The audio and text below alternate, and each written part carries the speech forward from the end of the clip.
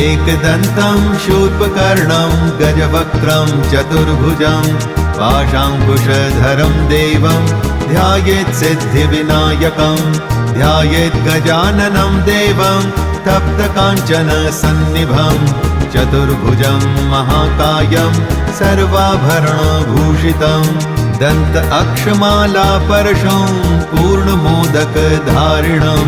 मोदकासक्तशुण्डाग्रम् एकदन्तं विनायकं सर्वविघ्नविनाशाय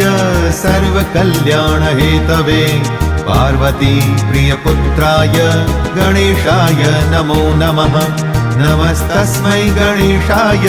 ब्रह्मविद्याप्रदायिने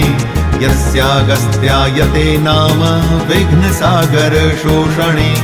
रुजयति सिन्धुरवदनो देनो यत्यादपङ्कजस्मरणं वासर